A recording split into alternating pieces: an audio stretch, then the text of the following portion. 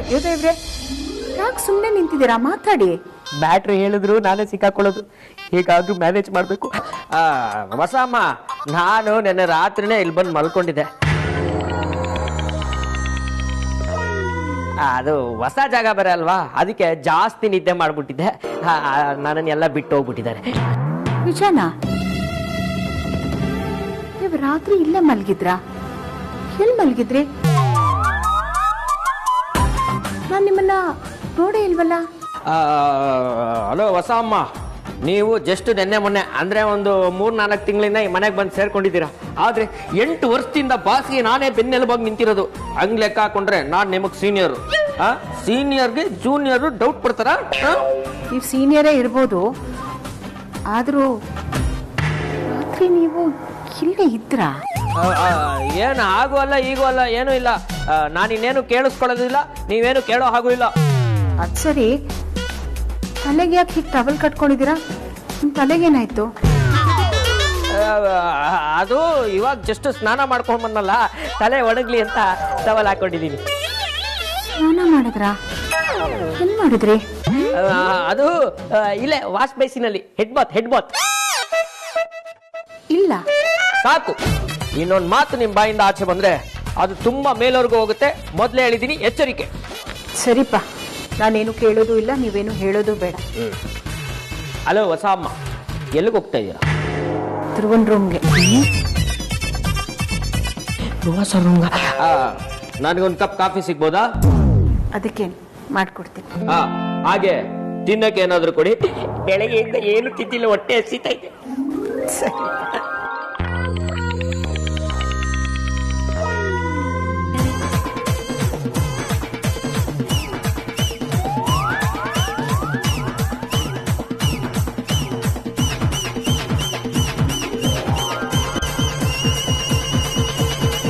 ಎಲ್ಲ ಓಕೆ, ಆದ್ರೆ ಈ ಅದಿತಿ ಯಾರು ಇಲ್ದೇ ಇರುವಾಗ ಧ್ರುವ ಸರ್ನ ನೋಡಕ್ ಯಾಕೆ ಬಂದಿದ್ದಾರೆ?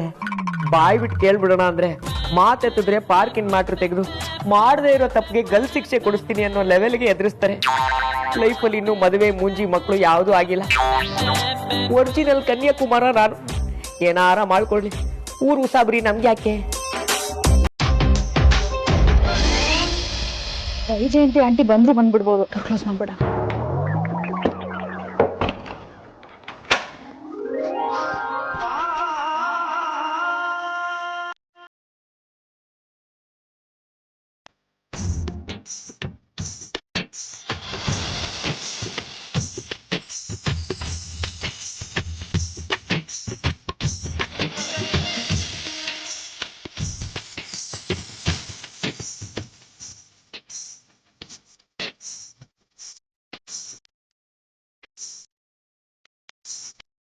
ಹೇಗಿದೆ ಧ್ರುವ? ಚೆನ್ನಾಗಿರ್ತೀಯ, ಚೆನ್ನಾಗಿಲ್ಲ ಅಂದ್ರು ಚೆನ್ನಾಗಾಗ್ತೀಯ. ಯಾಕಂದ್ರೆ ನಾನ್ ಬಂದಿದ್ದೀನಲ್ವಾ. ನಾನಷ್ಟೇ ಅಲ್ಲ, ನಿನಗಿಷ್ಟ ಆಗೋದನ್ನು ತಂದಿದ್ದೀನಿ. ಏನ್ ಹೇಳು? ನಿನಗೋಸ್ಕರ ಕ್ಯಾರೆಟ್ ಹಲ್ವಾ ಮಾಡ್ಕೊಂಡ್ ಬಂದಿದ್ದೀನಿ.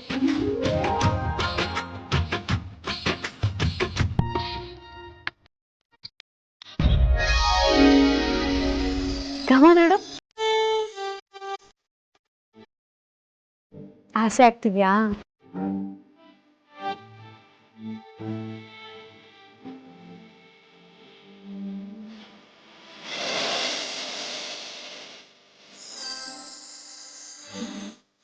ನನಗೆ ಪ್ರಪೋಸ್ ಮಾಡೋದಕ್ಕೆ ನೀನ್ ಇಷ್ಟೊಂದು ಲೇಟ್ ಮಾಡಬಾರ್ದಿತ್ತು. ದೊಡ್ಡ ನೀನು. ನಾನು ನಿನಗೆ ಫಸ್ಟ್ ಟೈಮ್ ಪ್ರಪೋಸ್ ಮಾಡಿದ್ದು ನೆನಪಿದ್ಯಾ?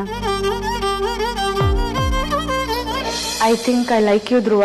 I think I like you Dhruva. I think I like you Dhruva. ಸತ್ತು ಮಾಡಿದೆ ನನ್ನೆದೆ. ಆವತ್ತೇ ನೀನು ಹೂ ಅಂದಿದ್ದಿದ್ರೆ ನಮ್ಮ ಮನೆಯವ್ರನ್ನ ಹೇಗೋ ಒಪ್ಪಿಸ್ತಿದ್ದೆ. ಅಮ್ಮು ಅಕ್ಕ ಮತ್ತೆ ವೇದಾಂತ್ ಭಾವನ್ ಮದ್ವೆ ಜೊತೆ ನಮ್ಮ ಮದ್ವೆನೂ ಆಗಿರೋದು. ಮೋಸ್ಟ್ಲಿ ಆಗ ನಿಂಗೆ ಈ ತರ ಪರಿಸ್ಥಿತಿ ಬರ್ತಾನೆ ಇರ್ಲಿಲ್ವೇನೋ. ನಾನು ನಿನ್ನ ನೋಡೋದಕ್ಕೆ ಕಳ್ಳಿ ತರ ಬರೋದು ಇರ್ತಿರ್ಲಿಲ್ಲ. ಗಂಡ ಹೆಂಡತಿ ಅಂತ ಕೈ ಕೈ ಹಿಡ್ಕೊಂಡು ರಾಜಾರೋಷ ಓಡಾಡಿದ್ರು ಯಾರು ಕೇಳ್ತಾ ಇರ್ಲಿಲ್ಲ. ನೋಡು, ಈಗಲೇ ಹೇಳ್ತಿದ್ದೀನಿ, ಆಮೇಲೆ ಹೇಳಿಲ್ಲ ಅಂತೆಲ್ಲ ಹೇಳ್ಬೇಡ. ನೀನ್ ಹುಷಾರಾದ ಕೂಡ್ಲೆ ಇಬ್ರು ನಮ್ ವಿಷಯನ ನಮ್ ಮನೇಲಿ ಹೇಳ್ಬೇಡಣ. ಅರ್ಥ ಆಯ್ತಾ? ನಿನ್ನ ಕಾಯಕ್ ಆಗಲ್ಲ ಕಣೋ. ತಗೋತೀನಿ.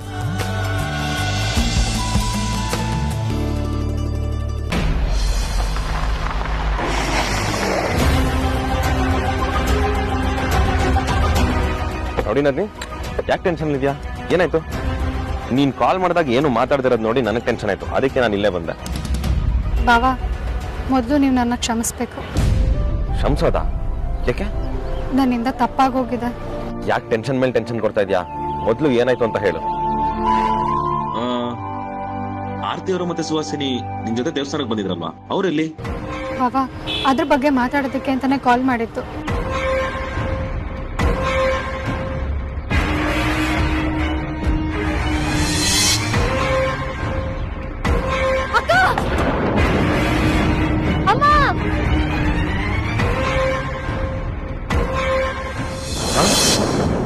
ಆರ್ತಿ ಅವ್ರಿಗೆ ಏನಾಗಿದೆ?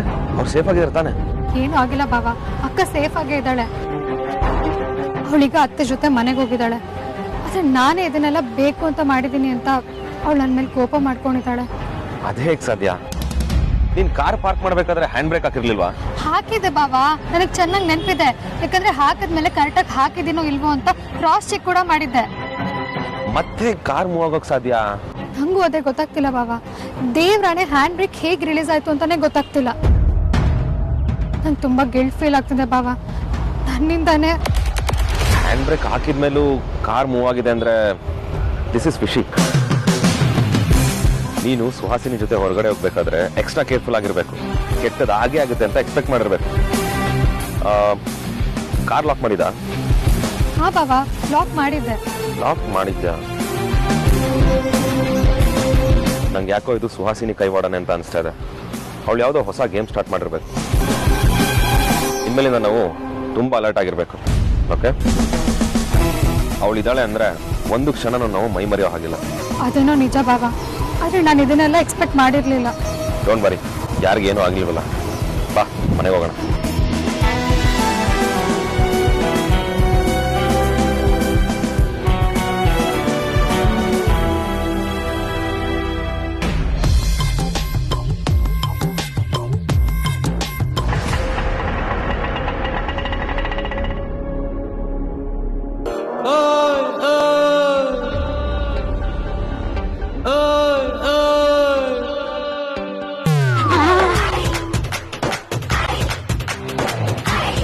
ಇವರೇನಪ್ಪ ದೇವಸ್ಥಾನಕ್ಕೆ ಹೋದವ್ರು ಇಷ್ಟು ಬೇಗ ಬಂದ್ಬಿಟ್ರು. ಈ ಕುಂಬಳಕಾಯಿ ನೋಡಿದ್ರೆ ಧ್ರುವ ಸರ್ ಮಾತಾಡ್ಸ್ಕೊಂಡ್ ಬರಕ್ ಹೋಗಿದ್ದಾಳೆ, ಇನ್ನ ಬಂದಿಲ್ಲ.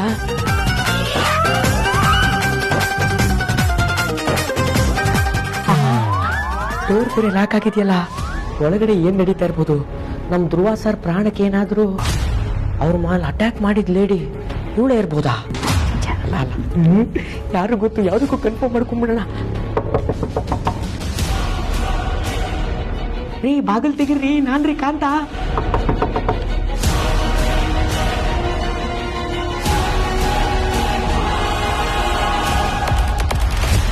ಅಯ್ಯೋ, ದೇವಸ್ಥಾನಕ್ಕೆ ಹೋದವರು ಬೇಗ ಬಂದ್ಬಿಟ್ಟಿದ್ದಾರೆ. ನಾನ್ ಬೇರೆ ರಾತ್ರಿ ಇಲ್ಲೇ ಇದ್ದೆ ಅಂತ ಓಡ್ಬಿಟ್ಟಿದೀನಿ. ಈಗೇನಾದ್ರೂ ಸುಹಾಸಿನಿ ಮೇಡಮ್ಗೆ ನಾವಿಬ್ರು ಬ್ಯಾಕ್ ಡೋರ್ ಇಂದ ಇಲ್ಲಿಗೆ ಬಂದಿದೀವಿ ಅಂತ ಗೊತ್ತಾದ್ರೆ ಮಾತಲ್ಲೇ ಬೆಂಡೆತ್ತಿ ಏರೋಪ್ಲೇನ್ ಹತ್ತಿಸ್ಬಿಡ್ತಾರೆ. ಪ್ಲೀಸ್ ದಯವಿಟ್ಟು ಬೇಗ ಬಂದು ನನ್ನ ಕಾಪಾಡಿ. ಸರಿ ಸರಿ, ಬರ್ತೀನಿ.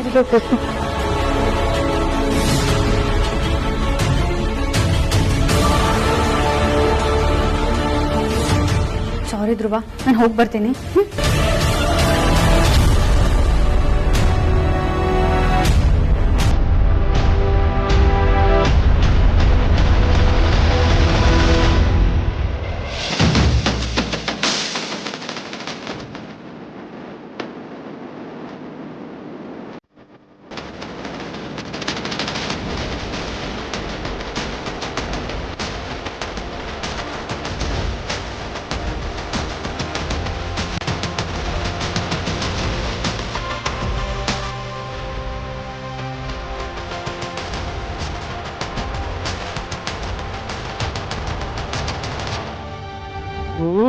ನನಗಿಲ್ಲಿ ಕೈ ಕಾಲೆಲ್ಲ ಶೇಕ್ ಆಗ್ತಾ ಇದೆ. ಇವರು ನೋಡಿದ್ರೆ ಸ್ಲೋ ಮೋಷನ್ ಬಿಲ್ಡಪ್ ಬೇರೆ. ಅಯ್ಯೋ ಬೇಡ, ಬೇಗ ಬನ್ನಿ ಹೋಗೋಣ.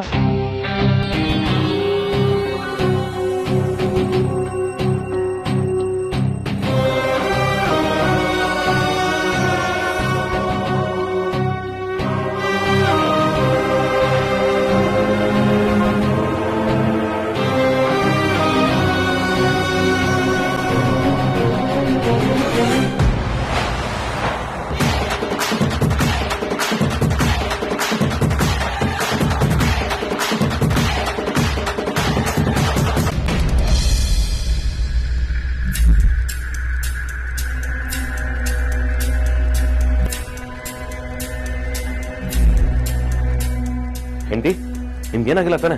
ಆರಾಮಾಗಿದ್ದೀರಲ್ವಾ?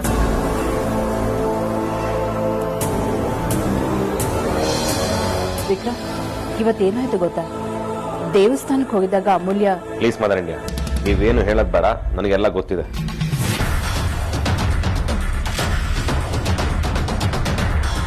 ನನಗೂ ವಿಷಯ ಗೊತ್ತಾಯ್ತು ಆರ್ತಿ. ಅಮ್ಮ ಫೋನ್ ಮಾಡಿಲ್ಲ ಹೇಳಿದ್ರು. I okay?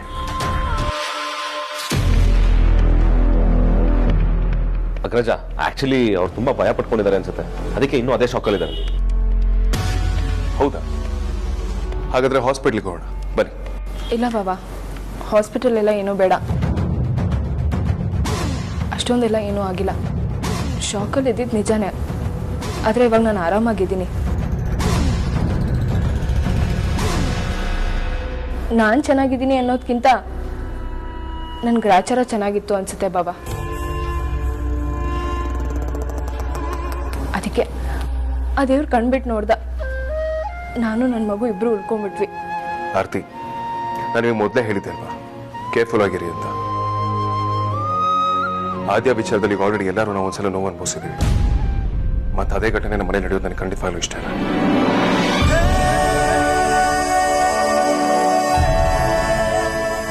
ದಯವಿಟ್ಟು ಇನ್ನು ಮುಂದೆ ಪ್ಲೀಸ್ ಕೇರ್ಫುಲ್ ಆಗಿರಿ. ನಾನು ಹುಷಾರಾಗೇ ಇದ್ದೀನಿ ಬಾಬಾ, ಆದರೆ ಈ ಅಮ್ಮಗೆ ಯಾಕಕ್ಕ ಈ ಥರ ಎಲ್ಲ ಮಾತಾಡ್ತಿದ್ಯಾ? ನಾನು ಏನು ಅನ್ಯಾಯ ಮಾಡಿದೆ ಅಂತ ಹೀಗೆಲ್ಲ ಹೇಳ್ತಿದ್ಯಾ?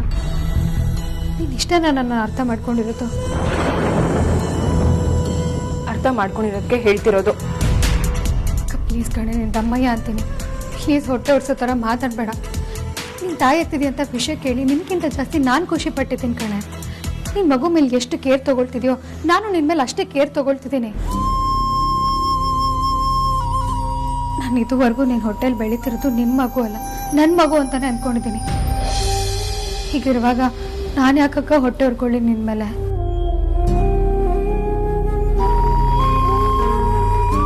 ಅಷ್ಟಕ್ಕೂ ನಮ್ಮ ಅಪ್ಪ ಅಮ್ಮ ನಮ್ಗೆ ಯಾರಿಗೂ ಅಂತ ಬುದ್ಧಿ ಹೇಳ್ಕೊಟ್ಟಿಲ್ಲ. ಆದ್ರೂ ನಿನ್ ಮನ್ಸಲ್ಲಿ ಯಾಕಿಂತ ಭಾವನೆ ಎಲ್ಲ ಬರ್ತದೆ ಅಂತ ಗೊತ್ತಾಗ್ತಿಲ್ಲ ಕಣ. ಈ ಮಗು ನಿಂದಲ್ಲ ಅಮ್ಮು, ಈ ಮಗು ನಂದು.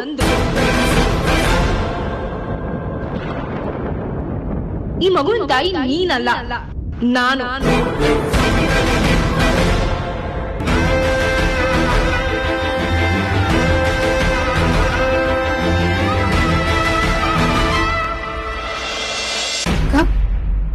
ನಿಜವಾಗ್ಲೂ ನೀನ್ ನನ್ನ ಅಕ್ಕನೇನಾ? ನೀನೇನ ಇದೆಲ್ಲ ಹೇಳ್ತಿರೋದು? ನಂಗೆ ಯಾಕೋ ಇದೆಲ್ಲ ನಿನ್ ಮಾತು ಅಂತ ಈಗಲೂ ನಂಬಕ್ ಆಗ್ತಿಲ್ಲ ಕಣೆ. ನನ್ನ ಅಕ್ಕ ಉಳ್ಕೊಂಡಿಲ್ಲ ಅನ್ಸ್ತಿದೆ. ಯಾಕೆಂದ್ರೆ ನನ್ನ ಅಕ್ಕನ ಮನ್ಸು ಹೀಗೆಲ್ಲ ಯೋಚನೆ ಮಾಡಲ್ಲ ಅನ್ನೋ ನಂಬಿಕೆ ನತ್ತು. ಅದು ಅವತ್ತು ಹಾಲೆ, ಇವತ್ತು ಹಾಲೆ. ಆದ್ರೆ ಈಗ ಯಾರೋ ಅದಕ್ಕೆ ಹುಳಿ ಅಂತಿದ್ದಾರೆ ಅನ್ಸ್ತಿದೆ. ಹಚ್ಕೊಡೋರ್ ಮಾತನ್ನ ಎಷ್ಟು ದಿನ ಅಂತ ಕೇಳ್ತೀಯಾಕ? ಅವರು ಸ್ವಂತ ಅಕ್ಕ ತಂಗಿರು ಒಗ್ಗಟ್ಟಿನ ಮುರಿದು ತಮಾಷೆ ನೋಡೋದಕ್ಕೆ ಅಂತ ಕಾಯ್ತಾ ಇದ್ದಾರೆ. ಅದಕ್ಕೆ ನಿನ್ನ ಬಳಸ್ಕೊಳ್ತಿದ್ದಾರೆ. ನೀನ್ ಅವ್ರ ತಾಳಕ್ ಕುಣಿತಾ ಇದೀಯಾ?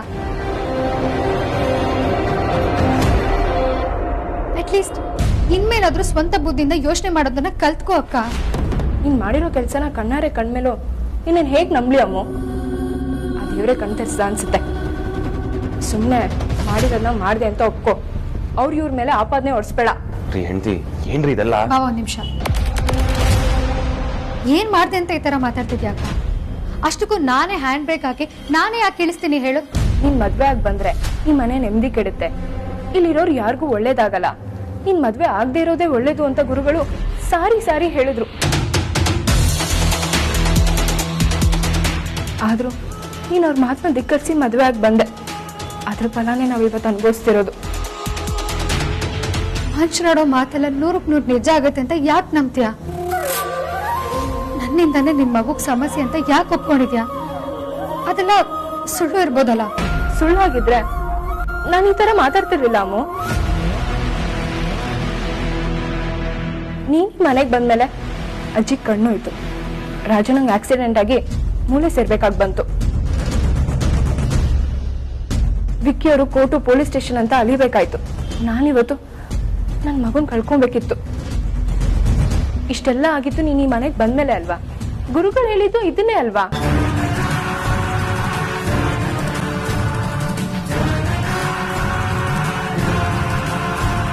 ಅಂದ್ರೆ ಅಲ್ಲಿಗೆ ಗುರುಗಳು ಹೇಳಿದ ಮಾತು ನಿಜ ಆಯ್ತು ತಾನೆ? ಆರ್ತಿ, ನೀವಿಬ್ರು ಅಕ್ಕ ತಂಗಿರು ನಿಮ್ಮನೇಲಿ ಹೇಗಿದ್ರೋ ಹಾಗೆ ನಮ್ಮನೇಲೂ ಇರಿ. ಈ ಮನೆಗೆ ಬಂದ್ಮೇಲೆ ನಿಮ್ಮಿಬ್ಬರ ಸಂಬಂಧ ಹಾಳಾಯ್ತು ಅನ್ನೋ ಅಪವಾದ ನಮಗ್ ಬೇಡ. ಅದರಲ್ಲೂ ಅಮೂಲ್ಯ ಇನ್ನೂ ಚಿಕ್ಕವಳು. ಯಾರ ಜೊತೆ ಹೇಗ್ ನಡ್ಕೊಳ್ಬೇಕು, ಹೇಗ್ ಮಾತಾಡ್ಬೇಕು ಅನ್ನೋ ತಿಳುವಳಿಕೆ ಸ್ವಲ್ಪ ಕಮ್ಮಿ.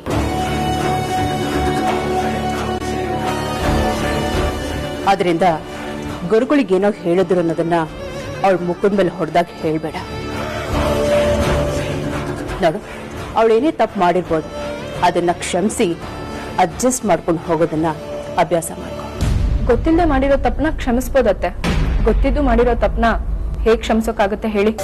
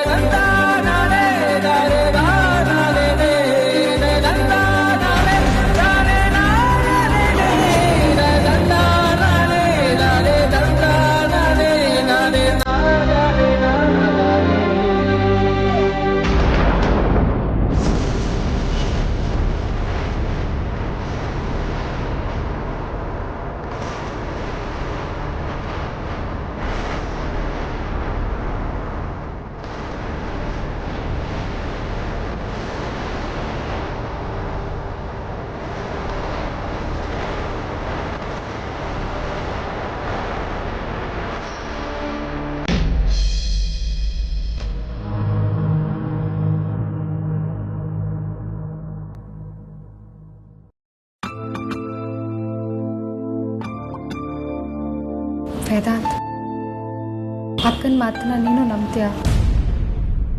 ಹೌದು, ನಂಬ್ತೀನಿ.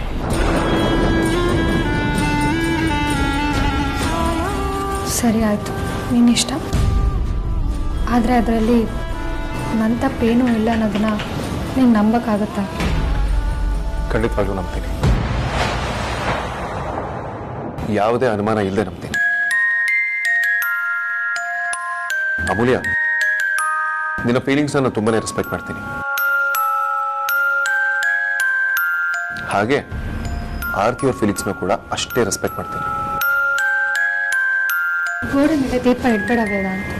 ಏನ್ ಹೇಳ್ಬೇಕು ಅಂದ್ಕೊಂಡಿದ್ಯೋ ನೇರವಾಗಿ ಹೇಳು. ಅಮೂಲ್ಯ, ಆರ್ತಿ ಈಗ ಕ್ಯಾರಿ. ಅವಳಲ್ಲಿರೋ ಭಯ ಅವಳಿಂದ ಈ ರೀತಿ ಬಿಹೇವ್ ಮಾಡಿಸ್ತಾ ಇದೆ. ಅಂಡ್ ಮೋರ್ ಓವರ್, ಪ್ರೆಗ್ನೆನ್ಸಿನಲ್ಲಿ ಮೂಡ್ ಸ್ವಿಂಗ್ಸ್ ಕಾಮನ್ ಅಂತ ನಿನಗೂ ಗೊತ್ತು, ನನಗೂ ಚೆನ್ನಾಗಿ ಗೊತ್ತು. ಅವರು ಚಿಕ್ಕ ವಿಷಯನೂ ದೊಡ್ಡದು ಮಾಡ್ತಾರೆ. ಸೊ ಈ ಟೈಮಲ್ಲಿ ನಾವು ಅವ್ರನ್ನ ಕೇರ್ಫುಲ್ಲಾಗಿ ಹ್ಯಾಂಡಲ್ ಮಾಡಬೇಕು. ಆರ್ತಿ ನೀನು ಅಕ್ಕ ಅನ್ನೋದನ್ನ ಯಾವುದೇ ಕಾರಣಕ್ಕೂ ನೀನು ಮರಿಬಾರ್ದು. ಈ ಸಮಯದಲ್ಲಿ ನೀನು ಅವ್ರನ್ನ ತುಂಬಾ ಮೆಚೂರ್ಡ್ ಆಗಿ ಹ್ಯಾಂಡಲ್ ಮಾಡಬೇಕು. ಅವ್ರು ಏನೇ ಅಂದ್ರು ನೀನು ಬೇಜಾರು ಮಾಡ್ಕೊಳ್ಬಾರ್ದು. ಹಾಗೆ ನೀನು ಅವ್ರಿಗೆ ಹರ್ಟ್ ಆಗೋ ಥರ ಯಾವತ್ತೂ ನಡ್ಕೊಳ್ಬಾರ್ದು. ಈ ಸಮಯದಲ್ಲಿ ನೀನು ಅವ್ರನ್ನ ಎಷ್ಟು ಕಂಫರ್ಟಬಲ್ ಆಗಿರ್ತೀಯೋ ಅಷ್ಟು ಒಳ್ಳೇದು. ಯಾಕಂದ್ರೆ ಅವರಿಗಾಗೋ ಪರಿಣಾಮ ಅವ್ರ ಮಗು ಮೇಲೆ ಕೂಡ ಆಗತ್ತೆ. ಇಲ್ಲ ವೇದಾಂತ್, ನಾನು ಯಾವುದೇ ಕಾರಣಕ್ಕೂ ಅವಳ ಮೇಲೆ ಬೇಜಾರು ಮಾಡ್ಕೊಳ್ಳಲ್ಲ. ಆದರೆ ಅವಳು ನನ್ನೇ ತಪ್ಪು, ನಾನೇ ಬೇಕು ಅಂತ ಮಾಡ್ತಿದ್ದೀನಿ ಅನ್ನೋ ಥರ ಮಾತಾಡ್ತಾಳೆ. ಆದರೆ ನಿಜವಾಗ್ಲೂ ನಾನು ಯಾವ ತಪ್ಪು ಮಾಡಿಲ್ಲ ವೇದಾಂತ್. ನೀನು ತಪ್ಪು ಮಾಡಿಲ್ಲ ಅಂತ ನನಗೆ ಚೆನ್ನಾಗಿ ಗೊತ್ತು. ಆದರೆ ಇದು ತಪ್ಪು ಸರಿ ಅಂತ ವಾದ ಮಾಡೋ ಸಮಯ ಅಲ್ಲ ಅಮೂಲ್ಯ. ನೀನು ತಪ್ಪು ಇಲ್ಲದೆ ಇದ್ರು ಸಾರಿ ಯಾಕೆ ಗೊತ್ತಾಗ್ಲಿಲ್ಲ ಅಂತ ಹೇಳ್ಬಿಡು. ಆಗ ನೀನು ದೊಡ್ಡೋಳು ಅನ್ಸ್ಕೊಳ್ತೀಯ.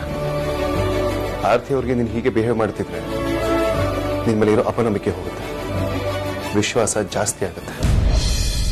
ಇಲ್ಲ ವೇದಾಂತ್, ಅಕ್ಕ ನನ್ನ ಕಂಡ್ರೆ ಈ ಥರ ಭಯ ಪಡ್ಕೊಳ್ಳೋದಕ್ಕೆ ಆ ಸುಹಾಸಿನಿನ ಕಾರಣ.